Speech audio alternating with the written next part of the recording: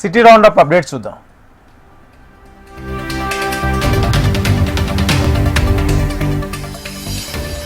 BJP కేంద్ర committee దేశవ్యాప్తంగా నిర్వహిస్తున్న సేవాపక్షం కార్యక్రమంలో భాగంగా మేడ్చల్ జిల్లా షామీర్పేట్ అలియాబాద్లో రక్తదాన శిబిరం ఏర్పాటు చేశారు. ఈ రక్తదాన శిబిరంలో ఎంపీ ఈట్ల రాజేందర్ పాల్గొన్నారు. రక్తదానం చేసిన వారికి కృతజ్ఞతలు తెలిపారు. కార్యక్రమాన్ని నిర్వహించిన బీజేపీ నాయకులు కార్యకర్తలకు అభినందనలు తెలిపారు.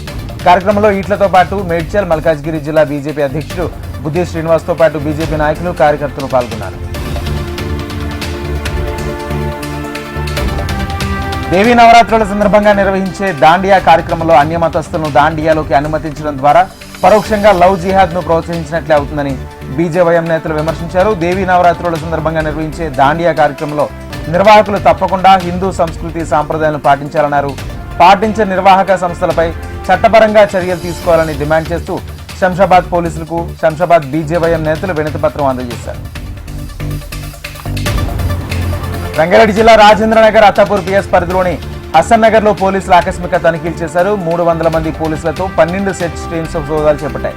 2 బెల్ట్ షాపులు, 2 గుట్కా షాపులు, ఇల్లీగల్ సిలిండర్స్, నంబర్ ప్లేట్లు లేని 55 బైక్లు, 6 ఆటోలను సీజ్ చేశారు పోలీసులు. ఆధార్ కార్డులతో నివాసం ఉంటున్న 475 మందిని తనిఖీలు చేయగా 25 మంది ఇతర రాష్ట్రాల నుంచి వచ్చి నివాసం ఉంటున్నట్లు గుర్తించారు. వారు ఇక్కడికి ఎందుకు వచ్చారు, ఏం పని చేస్తున్నారన్న దానిపై ఆరా తీస్తున్నామన్నారు రాజేంద్రనగర్ డీసీపీ తెలిపారు. Telugu film chamber Chitrapuri colony కమిటీకు వెంటనే ఎలక్షన్ నిర్వహించాలంటూ ఫిలిం ఛాంబర్ ఎదుట చిన్న నిర్మాతల ఆధ్వర్యంలో ధర్నా చేశారు. ఎఫ్డీసీ చైర్మన్ దిల్ రాజు జోక్యం చేసుకుని వెంటనే ఎన్నికలు నిర్వహించాలని డిమాండ్ చేశారు. అక్టోబర్ 12న ఎన్నికలు పెడతామని చెప్పి ఇప్పుడేమో అక్టోబర్ 26ని చెప్తున్నారంటూ మండిపడ్డారు.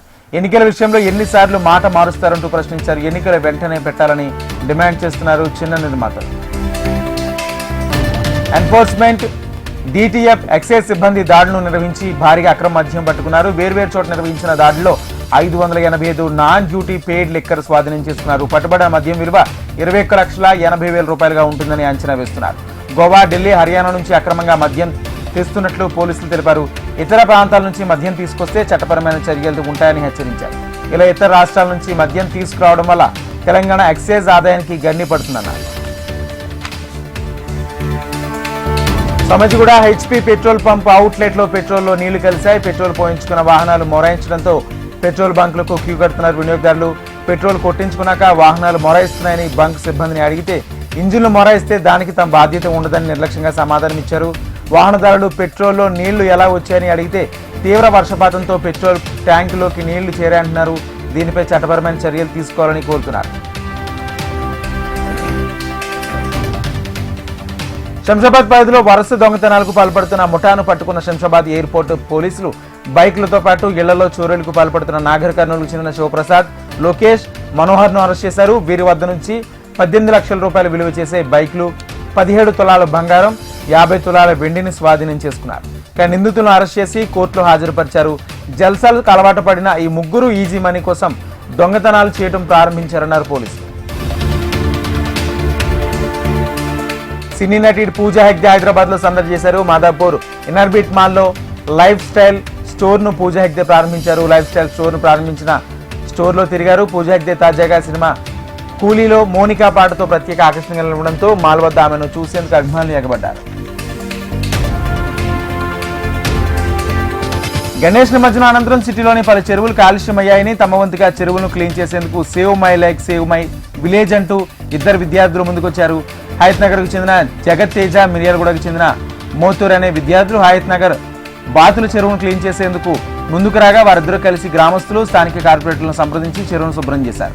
ఇన్స్టాగ్రామ్ లో గ్రీన్ మోతూర్ అనే పేజీలో ఎన్విరాన్మెంట్ సంబంధించి కార్యక్రమాలు నిర్వహిస్తున్నట్లు విద్యార్థులు తెలిపారు. ఇందులో భాగంగానే save my lake save my village అనే నినాదాలతో చెరువును శుభ్రం చేస్తున్నామన్నారు.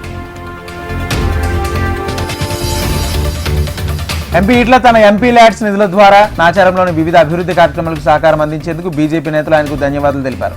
నాచారం డివిజన్లో అత్యంత కీలక సమస్య అయిన హెచ్ఎంటీ నుంచి హెప్సిగూడ వరకు ట్రాఫిక్ సమస్యపై పలుమార్లు ఎంపీ ఈట్ల దృష్టికి తీసుకెళ్లారు. ఈట్ల వెంటనే స్పందించి రోడ్డు వెడల్పు కోసం ఐఐసిటీ డైరెక్టర్కు లేఖ రాశారని తెలిపారు. ఇటీవల ఎంపీ ఈట్ల జీహెచ్ఎంసీ కమిషనర్ దృష్టికి తీసుకొచ్చిన జీహెచ్ఎంసీ కానీ రాష్ట్ర ప్రభుత్వం నుంచి కానీ ఎటువంటి స్పందన లేకపోవడంపై విచారం వ్యక్తం చేశారు.